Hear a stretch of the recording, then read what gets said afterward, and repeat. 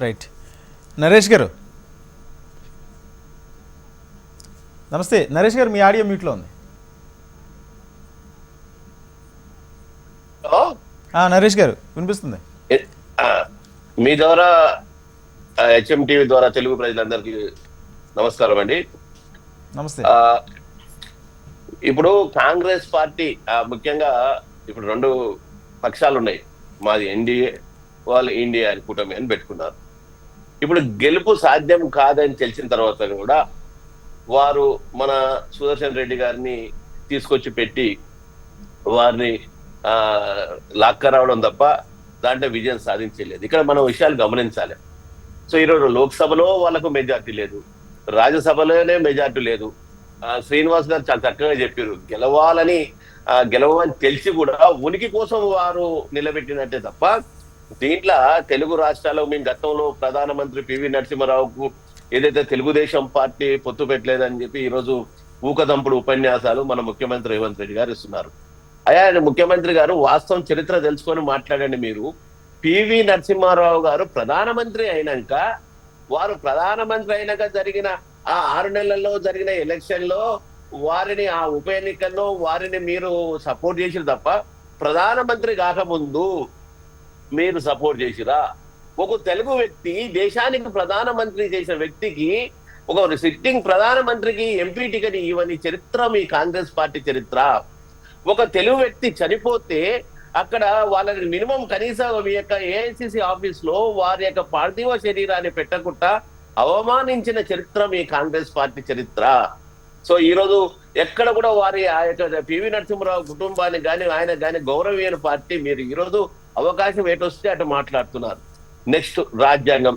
Congress party చేతగాని మాటలు మాట్లాడుతుంది. ఎలక్షన్స్ వస్తే గతం భారతీయ జనతా పార్టీ అధికారంలోకి వస్తే రాజ్యాంగాన్ని మారుస్తారు, దళితులకు అన్యాయం అయిపోతుంది, దళితులకు అన్యాయం అయిపోతుంది మాట్లాడతారు. ఇది ఒకటే అంటున్నారు.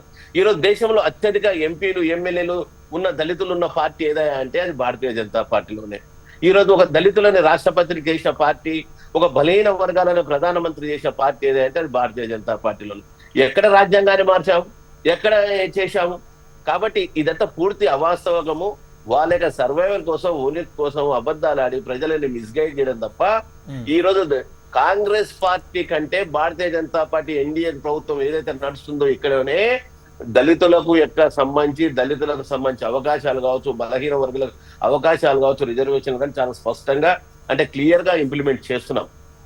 ఈరోజు సరే సౌత్ ఇండియాకి సంబంధించి దక్షిణాది నుంచి రాధాకృష్ణన్ గారు సరే మీరు అన్నట్టు బాధ్యతగా రాజకీయ పార్టీ డెఫినెట్ గా తనకు సంబంధించిన తన ఐడియాలజీకి సంబంధించిన వ్యక్తిని పెట్టుకున్నారు. ఆర్ఎస్ఎస్ వ్యక్తిని పెట్టుకున్నారు అని చెప్పేసి. ఆర్ఎస్ఎస్ ఈ దేశభక్తి సంస్థ, ఈ దేశాన్ని ప్రేమించే, ఈ దేశం యొక్క విలువలు, ఈ దేశం యొక్క గొప్పతనాన్ని చాటి చెప్పే ఒక మనిషిని తయారు చేసి భారతదేశం అంటే ఏంది, దాని అర్థం ఏంది, భారతీయుల యొక్క సాహసాలు ఏంది, భారతదేశాన్ని ఏ విధంగా మనం ఫస్ట్ దేశము తర్వాత ఇల్లు అనుకోవాలని చెప్పేసి ఒక మంచి నీతి సూత్రాలతోటి ఒక వ్యక్తిలో పెంపొందించే సంస్థ ఆర్ఎస్ఎస్. ఈ దేశం ఎప్పుడైనా యుద్ధాలు చేసినా కానీ అక్కడ పోయి పనిచేసి ఎక్కడైనా వరదలు వచ్చినా, ప్రకృతి విపత్తాలు జరిగినా అక్కడ సైన్యంతో పాటు అవసరమైతే సైన్యం కంటే ముందు పాల్గొని అక్కడ సేవా కార్యక్రమంలో పాల్గొన్న సంస్థ ఆర్ఎస్ఎస్ సంస్థ. ఆ ఆర్ఎస్ఎస్ సంస్థలోనే కదా జ్ఞానోదయమై నువ్వు రాజకీయాలకు వచ్చింది. ఈరోజు ఆర్ఎస్ఎస్ సంస్థ నీకు విలన్ అయిపోయింది. ఆ ఆర్ఎస్ఎస్ సంస్థలైనా కదా నీ జీవితంలో 2 సంవత్సరాలు ఫుల్ టైమర్ గా పనిచేసింది. కాబట్టి ఏ ఎండక గొడుగు మార్చే విధానాన్ని ముఖ్యమంత్రి రేవంత్ రెడ్డి గారు మార్చుకోవాలి. ఆర్ఎస్ఎస్ లో పనిచేస్తే రాధాకృష్ణ గారికి అది extra plus point, extra degree qualification. కాబట్టి ఈ యొక్క కానీ బీజేపీ రాజకీయాలను అడ్డాగా చేసుకునే జగదీప్ ధన్కర్ రాజీనామా చేయించడం, మళ్ళీ తమిళనాడు ఎన్నికలు వస్తున్నాయి కాబట్టి మళ్ళీ రాధాకృష్ణ తెరపైకి తీసుకురావడం, అంటే ఎన్నికలు కూడా రాష్ట్రపతి ఉపరాష్ట్రపతి ఎన్నికల్ని మీ రాజకీయ పార్టీల ఎన్నికలకు సంబంధించి, రాష్ట్రాల ఎన్నికలకు సంబంధించి వీళ్ళని వాడుకుంటున్నారా?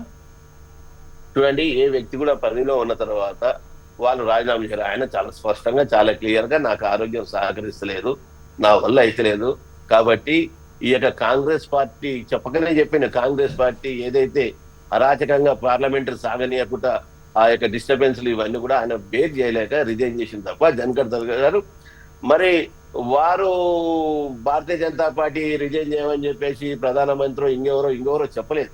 ఇది పూర్తి అవాస్తవం. ఈరోజు వాళ్ళు మాట్లాడేది. కాబట్టి అది ఎన్నిక అనేది వచ్చింది కాదన లేని, అది ఎందుకంటే వాళ్ళు రిజైన్ చేసిన తర్వాత యాక్సెప్ట్ చేయాల్సి వస్తుంది. ఎందుకంటే ఒక రాజ్యాంగబద్ధ పదవిలో ఉన్నప్పుడు వీ షుడ్ రెస్పెక్ట్ రాజ్యాంగ విలువల్ని మనం కాపాడాలి. కాబట్టి అది రిజైన్ అయిన తర్వాత వచ్చింది.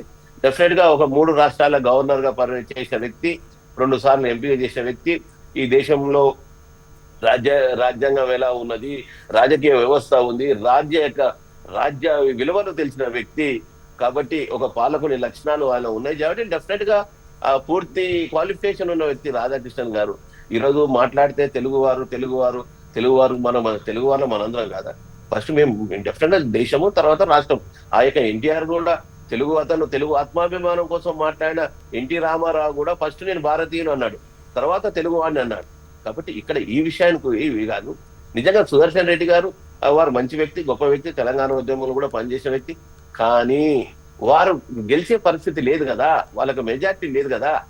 వారిని లాక్క రావడం అంటే ఎన్డీఏ అభ్యర్థి, ఎందుకంటే ఏ విపక్షాలు అయితే దాంట్లో ఉన్న ఏదైతే అలయన్స్ పార్టీలు ఈ ఎలక్షన్ పేరు మీద ఎన్డీఏకి యాడ్ అటాచ్ అవుతాయో, లేకపోతే మనం నిలబెట్టకపోతే మన యొక్క ఇండియా యొక్క కూటమి యొక్క అస్తిత్వం పోతుంది అని చెప్పేసి ఉనికి కోసం పోరాటం తప్ప ఇలా గెలుపు సాధ్యం కాదన్న తర్వాత వాళ్ళు నిలబెట్టడం రాంగ్.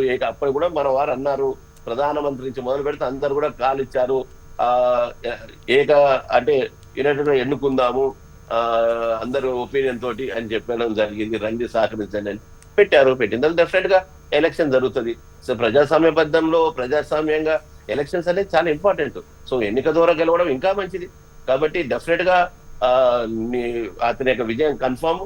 కాబట్టి రాధాకృష్ణన్ గారి ఇక్కడ సుదర్శన్ రెడ్డి గారిని లాక్కొచ్చి ఆయనకేదో వ్యతిరేకం అనేది విషయం కావద్దు. ప్రాక్టికల్ గా వాస్తవాలు, ఎందుకంటే తెలుగు రాష్ట్రాల ప్రజలు నిజంగా తెలుగు వాడి కోసం ఓటేసినా కానీ గెలవడు, ఎందుకంటే అపూర్తి మెజారిటీ లేదు.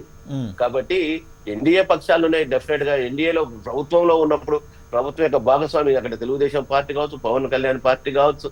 సో మా యొక్క పార్టీని కాదని, మా యొక్క కూటమిని కాదని మేము ఇంకొక ఎట్లేస్తామండి? సో ఈరోజు ఈ విధంగా ఇదంతా కాని విషయం. సో వారిని లాక్క రావడం, అది చర్చ తీసుకురావడం తప్ప మాట్లాడితే ఇంకోటి పూర్తిగా నేను ఆక్షేపించేది ఏంటంటే, రాజ్యాంగాన్ని మారుస్తారు. రాజ్యాంగం ఎక్కడ ఏ విధంగా మారుస్తారు?